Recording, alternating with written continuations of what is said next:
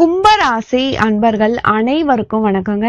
இன்றைய பதிவுல கும்பராசி அன்பர்களுக்கான காலபுருஷ தத்துவத்தின் ரகசியம் தெரிஞ்சுக்க போறோம்.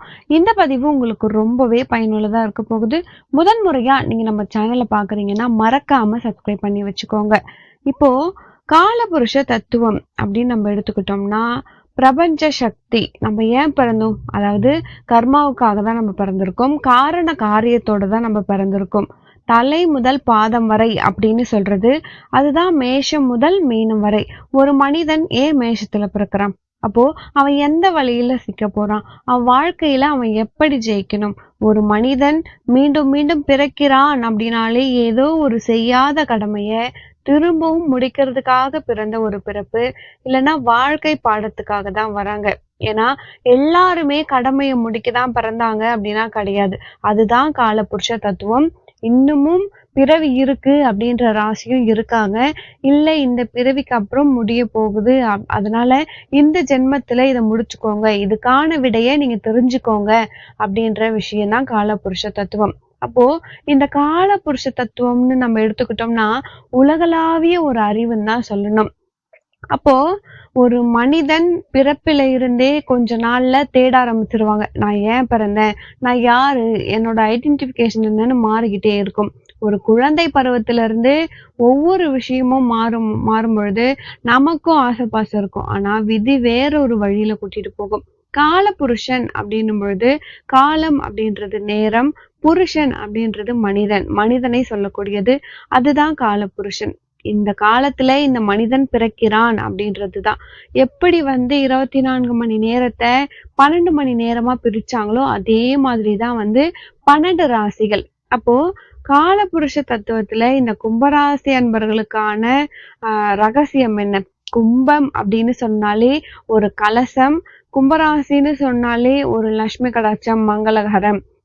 ஒரு விஷயம் பண்ணணும்னா ஒரு கலசம் வச்சு பூஜை பண்ணி அத மாதிரிதான் பண்ணுவாங்க. அப்போ கும்பராசியில இருக்கவங்க, ராசியானவங்க தொட்டதெல்லாம் தொடங்கும் அப்படின்னு சொல்லுவாங்க. உங்களுக்கு இந்த காலபுருஷ தத்துவத்தின்படி என்னென்ன வலைகள் இருக்கு? காலபுருஷ தத்துவத்தின்படி 11ஆம் இடம் லாபஸ்தானத்துல நீங்க இருக்கீங்க. அதனாலதான் தொட்டது தொடங்கக்கூடிய அமைப்புல நீங்க இருக்கீங்க அப்படின்னு சொல்றாங்க. அப்போ காலபுருஷ தத்துவத்தின்படி உங்களுக்கு இருக்கக்கூடிய வலை என்ன? தன்னுடைய பவர் உங்களுக்கு தெரியாம போறது. அப்போ நீங்க தனிமையில் இருக்கிறது. தனிமைக்குள்ள ஒரு கும்பராசி அன்பர்கள் போயிட்டீங்க அப்படின்னாலே ரொம்ப கஷ்டம். முன்னேறது கஷ்டமா இருக்கும். அதுதான் ஒரு பெரிய வலையே. நீங்க இதை தெரிஞ்சுக்கணும். உங்களை ரொம்ப தாழ்த்தி நினைச்சுக்கிறது. நீங்க கஷ்டப்படுறீங்கன்னா எல்லாரும் கஷ்டப்பட்டுக்கிட்டே இருக்காங்க அப்படின்ற மைண்ட் செட்ல போய் இருக்கக்கூடாது. அப்போ நீங்க என்ன பண்ணணும் அப்படின்னா மக்களோட சேர்ந்தே இருக்கணும் கும்பராசி அன்பர்களே. உங்களுக்கான அந்த சாவி, நீங்க வலையிலிருந்து வெளியே வரணும் அப்படின்னா யாராவது ஒருத்தவங்க உங்களை டெவலப் பண்ணக்கூடிய இடத்துல நீங்க இருக்கணும். யாராவது ஒரு ஆள் உங்களை கைட் பண்ணி கொண்டு போகணும். அதாவது அந்த டீம் ஒர்க்கு, டீம் எஃபெக்ட் அப்படின்றது கும்பராசி அன்பர்களுக்கு நல்லா வேலை பார்க்கும். ஒரு பார்ட்னர்ஷிப்ல போறீங்க, 4 பேர் 5 பேர் இருக்க பார்ட்னர்ஷிப்க்கு கும்பராசி அன்பர்கள் போலாம். ஏன்னா கூட இருக்கவங்க அட்வைசர் கும்பம் கேட்கணும். கேட்டாங்க அப்படின்னா வாழ்க்கையில முன்னேறிடுவாங்க. ஏன்னா முடிவெடுக்கிறதுல எப்பயுமே ஒரு சிரமம் இருக்கு கும்பராசி அன்பர்களுக்கு. ஒரு இடத்துல வேலை செய்யறாங்க அப்படின்னா அவங்க ஜெயிக்கிறாங்கனாலே ஒரு டீம்னாலதான். தனித்த திறமை இருந்தாலும் தனிமையா இருக்கக்கூடிய இடத்துல ரொம்ப தனிமைக்குள்ள இருக்கும்பொழுது ஒரு முடிவெடுக்க முடியாத சூழ்நிலை வரும்பொழுது லைஃப் ஃபெயிலியர் ஆகக்கூடிய அமைப்பு இருக்கும். ஆணா இருக்கட்டும் பெண்ணா இருக்கட்டும் கும்பராசிக்கு உண்டு. இப்போ பெண்கள் இருக்காங்க அப்படின்னா ஒரு அந்த விட்டு கொடுத்து போற மனப்பான்மையிலே இருப்பாங்க. ஒரு இவங்களை சுத்தி யாராவது இருக்காங்க, ஒரு ப்ரொஃபஷனலா ஒருத்தவங்க இருக்காங்க அப்படின்னா இவங்களை தூக்கி விட்டுறதுக்கு ஆள் இருப்பாங்க அந்த டீம்ல. அவங்க பேச்சை கேட்டு அப்படியே டெவலப் ஆகி வளர்ந்துக்கணும். இல்ல நான் இவ்வளவுதான், நான் இப்படியே இருந்துக்கிறேன் அப்படின்னு இருந்துட்டாங்கன்னா டெவலப்மெண்ட் நோக்கி போகவே மாட்டாங்க. இது தானே செட் பண்ணக்கூடிய ஒரு டிராப்பு கும்பராசி அன்பர்களுக்கு. கும்பம் தியான நிலையில எப்படி இருக்கணும்? கொஞ்சம் ஜாஸ்தியாவே கும்பராசி அன்பர்களுக்கு இருக்கணும். ஏன்னா இவங்கதான் அந்த உடலை வருத்தி செல்லக்கூடிய யோகாசன பயிற்சி எல்லாம் செய்யணும். ஏன்னா இவங்களுக்கு இந்த ஆன்மீகம் கனெக்டிவிட்டியும் இருக்கு. இந்த நம்ம எதுக்காக சொல்றோம் அப்படின்னா, இந்த உடற்பயிற்சி இவங்க செய்யறப்போ, அப்பதான் இவங்களுக்குள்ள இருக்கக்கூடிய அந்த கான்ஃபிடன்ஸ் லெவல் என்ன அப்படின்றது இவங்களுக்கு புரியும். காலபுருஷ தத்துவத்தின் ரகசியம் கும்பராசி அன்பர்களுக்கு முன்னோர்களின் எனர்ஜி கூட கனெக்ட் ஆகுறது. இவங்கனால ஈஸியா முன்னோர்களோட கனெக்ட் ஆக முடியும். ஈஸியா குலதெய்வ கனெக்ட் ஆக முடியும். இந்த அமைப்புலாம் இவங்களுக்கு ஸ்ட்ராங்கா இருக்கும். தெய்வ அனுக்கிரகம் கும்பத்துக்கு உண்டு. ஆனா என்ன அப்படின்னா, அந்த மைண்டு தனியா போய் உட்கார்ந்துருச்சுன்னா ஒண்ணுமே பண்ண முடியாது. தனிமையே வேண்டாம் கும்பராசி அன்பர்களுக்கு.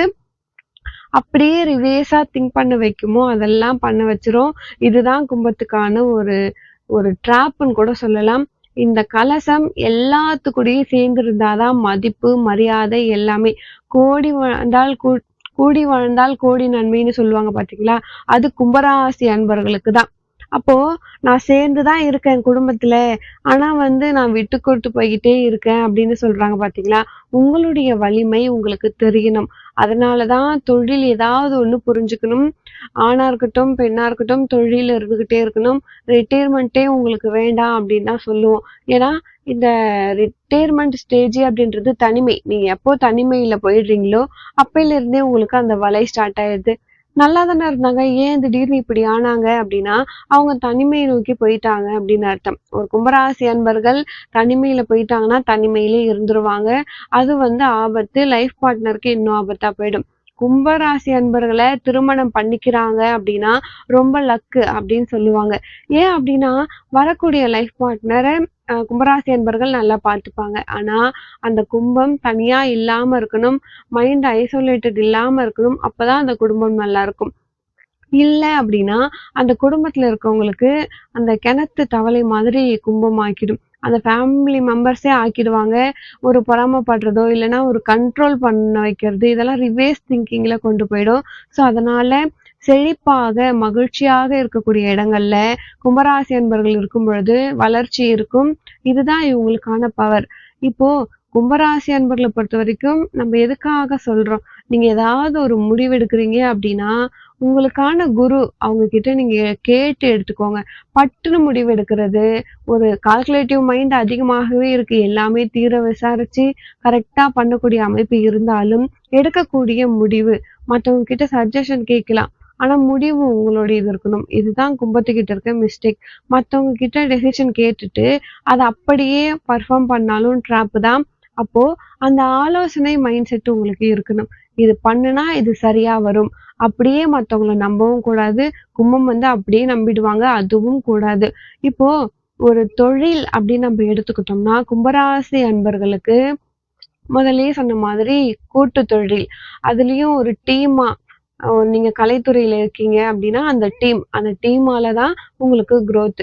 டீம் எஃபர்ட்ல இருக்கிறது. இப்ப தனியா ஒரு பிசினஸ்லாம் நீங்க நிறையவே பண்ணலாம். ஆனா அந்த டீமையும் நீங்க நம்பணும். சரியான ஒரு டீம் கொண்டு வரணும். தனிச்சு முன்னேற முடியாது கும்பராசி அன்பர்களால. கூட பல கைகள் முன்னேத்தணும். எப்படி நம்ம கலசத்தை தூக்கி தான் வைக்க முடியும். தானா கலசம் நகராது. கலசத்தை யாராவது தூக்கி உச்சாணி கோபுரத்துல வைக்கணும். அத மாரி ஒரு டீம் உங்க பக்கத்துல இருந்துட்டாங்கன்னா, நீங்க தான் உச்சாணியில இருப்பீங்க. இப்போ கும்பராசி அன்பர்களை பொறுத்த வரைக்கும் உங்க வாழ்க்கையில நீங்க கூட்டமா மகிழ்ச்சியா இருக்கக்கூடிய இடத்துல இருக்கணும். குலதெய்வ வழிபாடு நீங்க பண்ணணும். இப்போ நம்ம கூட்டத்துல இருங்கன்னு நீங்க சொல்றீங்க. உங்களை சுத்தி இருக்கவங்க உங்களுக்கு தவறானவங்களா இருக்காங்க அப்படின்னா நீங்க தெரிஞ்சுக்கணும். இப்போ ஒருத்தவங்க நம்ம கிட்ட எப்படி பழகுறாங்க அப்படின்றது நீங்க தெரிஞ்சுக்கணும். வெளுத்ததெல்லாம் பால் அப்படின்னு நீங்க நினைக்க கூடாது. கும்பராசி அன்பர்களுக்கு சாதாரணமாவே நல்ல ஒரு டீம் அமைஞ்சிரும். டீம் அப்படின்னா என்ன? கும்பராசி அன்பர்களை பொறுத்த வரைக்கும் நீங்க யாருக்குமே எந்த கெட்டதுமே பண்ணல.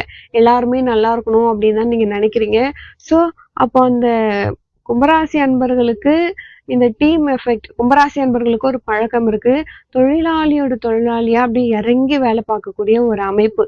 ஏன்னா தொழில்ல முன்னேற்றத்துக்கான ஒரு லாபஸ்தானமா நீங்க இருக்கிறதால நீங்களே தொழிலாளியா மாறக்கூடிய அமைப்பெல்லாம் இருக்கும்.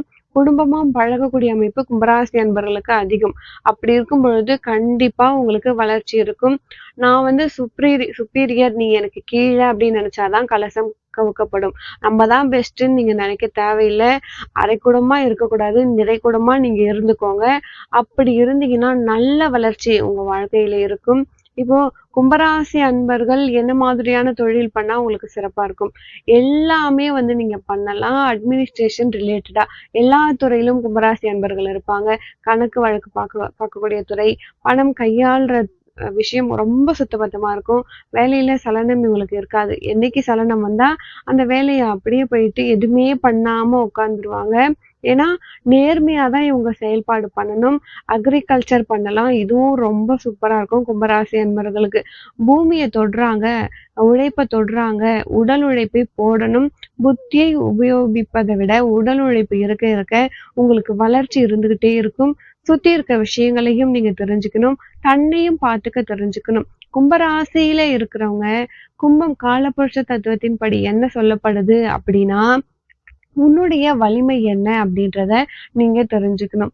கிழிஞ்ச சட்டைய போடக்கூடாது. கிழிஞ்ச துணிய போடக்கூடாது. கும்பம் அதை செய்யும். கும்பத்துக்கு கஞ்சத்தனமும் லைட்டா இருக்கு. புதுசா செழிப்பா போட போட, அதாவது புத்தாடைகள் அணியிறது, புதுசா சில பொருட்கள வாங்கி வைக்கிறது, பழைய பொருள் கும்பத்த சுத்தி இருக்கு அப்படின்னா, அது அப்படியே துரு பிடிச்ச மாதிரி தான் எல்லாமே. பாதி விஷயங்கள் யூஸ் பண்ணாம இருக்கும். அது சனி. அந்த சனி அப்படியே தங்கிடும். கிளீன் பண்ணிக்கிட்டே இருக்கணும். சுத்தம் பண்ணிக்கிட்டே இருக்கணும். அந்த மாதிரி ஒரு துறை. அத இந்த ஒரு ஸ்கிராப் புதுசா புதுப்பிக்கிறதுலாம் இவங்களுக்கு செட் ஆகும். இப்போ ரொம்ப ஒரு கவர்மெண்ட் ஜாப்ல இருக்காங்க அப்படின்னா கூட, அவங்க கிளீன் பண்ணக்கூடிய விஷயத்துல இவங்க இருப்பாங்க. அதிலேயே ஏதாவது ஒரு பெஸ்ட்டா ஒரு இடத்துல இவங்க இருப்பாங்க, கும்பராசி அன்பர்கள். ஒரு சிலருக்கு அமையும். அப்போ இருக்கக்கூடிய இடத்த கிளியரன்ஸ் பண்ணிக்கிட்டே இருக்கிறது. இந்த துறை எதுவா இருந்தாலும் கும்பராசி அன்பர்களுக்கு செட் ஆகும். மீடியால இருக்காங்கன்னா, மியூசிக் ரிலேட்டடான விஷயங்கள் ரொம்ப சிறப்பா இருக்கும். இவங்க கிட்ட ஒரு கலைநயம் அப்படின்றது இயற்கையாகவே இருக்கு. நடனம், பாட்டு, ஸ்க்ரீன் பிரசன்ஸ்ல வராங்க அப்படின்னா கூட, இவங்க ஒரு சூஸ் பண்ற கேரக்டர்ஸா இருக்கட்டும், இல்ல டீம் எஃபெக்ட் அப்படின்றதுல ஒரு கான்சன்ட்ரேஷன் இவங்க பண்ணணும். நான் தான் அப்படின்னு நினைச்சிட்டாங்கன்னா, கீழ் நோக்கி போயிடுவாங்க. இப்போ இந்த பதிவு கும்பராசி அன்பர்களுக்கு ரொம்பவே பயனுள்ளதா இருந்திருக்கும். வீடியோ பிடிச்சிருந்தா மறக்காம என் சேனலை சப்ஸ்கிரைப் பண்ணிக்கோங்க. மேலும் உங்க வாழ்க்கையில நீங்கள் சீரும் சிறப்போடும் செல்வ செழிப்போடும் வாழ நானும் இறைவனை பிரார்த்திக்கிறேன். அடுத்த ஒரு நல்ல பதிவில் மீண்டும் உங்களை சந்திக்கிறேன். நன்றி.